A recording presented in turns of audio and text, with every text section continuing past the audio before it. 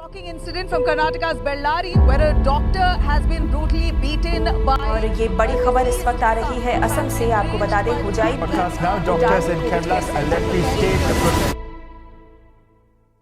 Recently doctors के खिलाफ इतनी सारी नेगेटिव न्यूज देखकर मन ये सोचने को बेचैन हो चुका है कि भाई आखिर इस देश में हो क्या।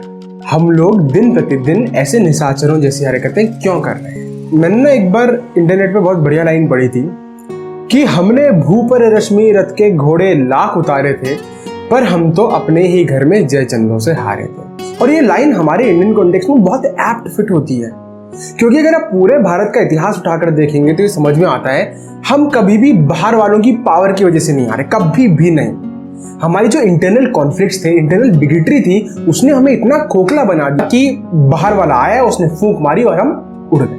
यही चीज आज भी हमारे साथ बिल्कुल ऐसे डिट्टो हो रही है। हमारा देश, ये पूरी दुनिया एक बीमारी से लड़ रहे हैं। बहुत सारे लोग इसमें अब तक जान गंवा चुके हैं, बहुत सारे अभी भी जूझ रहे हैं। हर रोज नए मामले सामने निकल कर आ रहे हैं। इंडिया के हेल्थ केयर पर बहुत बड़ा स्ट्रेन पड़ा, लेकिन हमारी जितनी वर्कफोर्स थी, जितने डॉक्टर्स थे, जितनी नर्सेस थी, फ्रंटलाइन हेल्थ वर्कर्स थे, उन्होंने अपनी जी जान लगा दी है कि इस बीमारी को किसी तरीके से रोका जाए। लोग 2-2, 3-3, 6-6 महीनों से अपने घर नहीं गए हैं। पीपी किट्स पहन के रखनी पड़ रही हैं इतनी हॉट और ह्यूमिड कंडीशंस में। आप कहोगे भाई उसके बदले तो उनको सैलरी मिलती है, लेकिन एक बात बताइए, सैलरी बड़ी या जान? डॉक्टर्स ने इतना पैसा कमाया हुआ है कि अगर वो कुछ टाइम काम नहीं भी करेंगे तो भी अपने घर को चला सकते हैं बिना किसी दिक्कत के। उनके पास इतना पैसा है, लेकिन फिर भी आगे बढ़ रहे हैं। क्यों? क्योंकि उनकी एक रिस्पॉन्सिबिलिटी है। रिस्पॉन्सिबिलिटी अपने काम के प्रति, रिस्पॉन्सिबिलिटी अपने समाज के प्रति। इन दोनों रिस्पॉन्सिबिलिटीज का निर्वहन करते हुए, इन दोनों ड्यूटीज को पूरा करते हुए वो हर रोज उस जंग के मैदान में जा रहे हैं जहां से नहीं पता कि वापस आएंगे या नहीं आएंगे। बहुत सारे नहीं आए, लेकिन फिर भी हम ऐसे मामले देख रहे हैं जहां पर एक डॉक्टर को मारा जा रहा है, जहां पर नर्सेस को लताड़ा जा रहा है, जहां पर फ्रंटलाइन वर्कर्स की धज्जियां उड़ा कर की जा रही है। क्यों? क्योंकि किसी व्यक्ति ने अपने को खो दिया। देखिए, खोने का दुख हर किसी का बहुत बड़ा होता है, और इससे बड़ा दुख शायद कोई और हो नहीं सकता। एक ऐसे व्यक्ति जिनसे आप रोज बातें करते हैं, उठते हैं, बैठते हैं, अचानक से एक दिन वो आपकी दुनिया से गायब हो जाए। और क्यों? क्योंकि आपको लगता है कि उनको वो ट्रीटमेंट नहीं मिला जिसके वो हकदार थे। तो आप क्या करेंगे? आप उन डॉक्टर्स को मारने लग जाएंगे जिन पर आपके साथ साथ उन लाखों परिवारों की जिम्मेदारी। हम लोगों के अंदर ग्रैटिट्यूड और कृतज्ञता की भावना क्यों नहीं है? हमारे अंदर से वो कहां चली? खुश रहने का एक बहुत बड़ा एक सिंपल प्रिंसिपल है। जो व्यक्ति आपके लिए कुछ कर रहा है उसको थैंक यू, उसको अच्छा लगेगा, उसको मोटिवेशन मिलती है। कोई भी प्रोफेशन ले लीजिए आप, दुनिया का 100% सक्सेस रेट तो किसी में है ही नहीं। आप जितने अपने एफर्ट्स डालते हैं, क्या आपको लगता है उतना ही रिटर्न आपको मिलेगा? हो सकता है कभी ज्यादा मिले, कभी कम मिले, लेकिन ये सच्चाई एक्सेप्ट करने वाली बात है कि वेरिएबिलिटी हमेशा रहेगी। कोई भी चीज कॉन्स्टेंटली एक ही लीनियर फैशन में नहीं बढ़ती।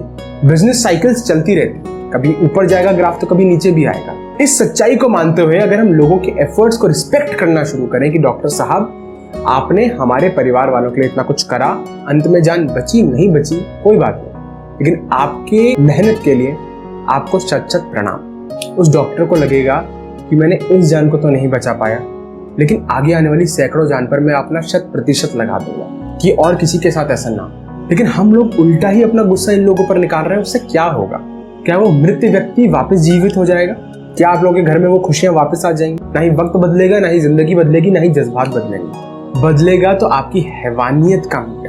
हम सब इंसान हैं, इंसानियत के नाते एक दूसरे की मदद करना हमारा सबसे बड़ा धर्म होना चाहिए। कहा गया है धर्म एव हतो हन्ति धर्मो रक्षति रक्षति। जो धर्म की रक्षा करता है, धर्म उसकी रक्षा करता है। इंसान होने के नाते हमारा सबसे बड़ा धर्म बनता है कि अपने जो साथी हैं, सगे संबंधी हैं, और ये मानव जिसको हम वसुधैव कुटुंबकम का पूरा परिवार कहते हैं, उन लोगों की रक्षा, उन लोगों के साथ मिलकर खड़े। कोई भी समाज की तरक्की अगर आपको देखनी है, वहां पर आप ये चेक करिए कि वो समाज संगठित कितना है।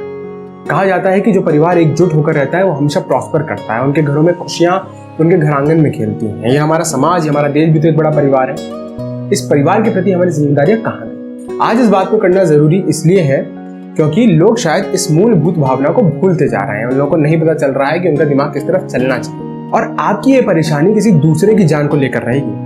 वो डॉक्टर्स नहीं होंगे, वो परिवार होंगे जिनका कि डॉक्टर ट्रीटमेंट करना मना कर देगा, क्योंकि उसको डर है कि भाई मेरी जान का क्या होगा। देखिए, इंसान तभी फ्लरिश करता है जब उसको अपने काम करने की इंडिपेंडेंस मिले, बिना डर के, बिना भय के जब वो अपना काम करता है, तब जाकर वो अपनी क्रिएटिविटी को, अपने अंदर के पोटेंशियल को निखार के सामने ला पाता है। लेकिन जब आप उससे उसके पोटेंशियल को इस्तेमाल करने का मौका ही छीन लेते हैं, वो कहां से कुछ काम करेगा।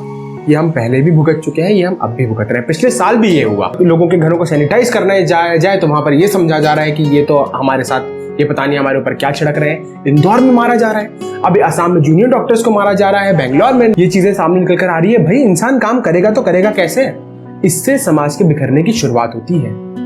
हर रोज नए डॉक्टर आ रहे हैं, अपनी दुख, दर्द, तकलीफ आप लोगों के साथ साझा कर रहे हैं। हम लोगों की रिस्पॉन्सिबिलिटी बनती है कि इन डॉक्टर्स की आवाज को उठाया जाए और इनका साथ दिया जाए।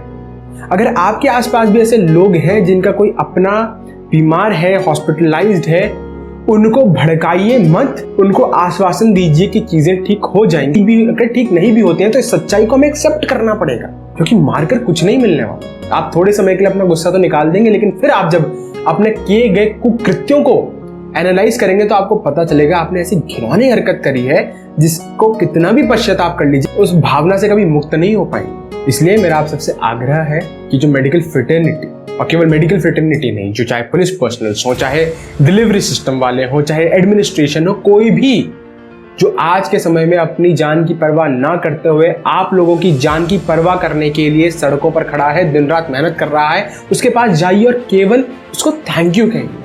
अपना प्यार भरा संदेश उन्हें भेजिए कि आप लोग हमारे लिए यहाँ पर खड़े हैं, आपका दिल से बहुत बहुत धन्यवाद। उस व्यक्ति के काम करने की मोटिवेशन 100 हो सकती है। जब इंसान को लगता है कि उसके पीछे 10 लोग खड़े हैं, उसके हौसला अफजाई कर रहे हैं, तो उसके अंदर एक नई स्फूर्ति आती है। मन करता है कि मैं और आगे और बेहतर होकर काम करूं, और यही हम लोगों को आगे बढ़ाएगी। मेरी आप सबसे रिक्वेस्ट है कि अगर हो सके तो इस मैसेज को हर घर तक पहुंचाइए। लोगों को ये रियलाइज होना चाहिए कि अगर आज हम सब अपने घरों में सुरक्षित हैं तो केवल और केवल उन लोगों की वजह से हैं जो अपनी सुरक्षा को छोड़कर बाहर जाते हैं। उनके परिवार वालों की चिंता करनी हमारी रिस्पॉन्सिबिलिटी है। आइए एकजुट होकर सब मिलकर आगे बढ़ें और इस कोरोना को, इससे जुड़े हुए इन सारी परेशानियों को जितना जल्द हो सके अपनी जिंदगियों से बाहर निकाल दें। सबका साथ मिलेगा तभी ये देश आगे बढ़ेगा। धन्यवाद।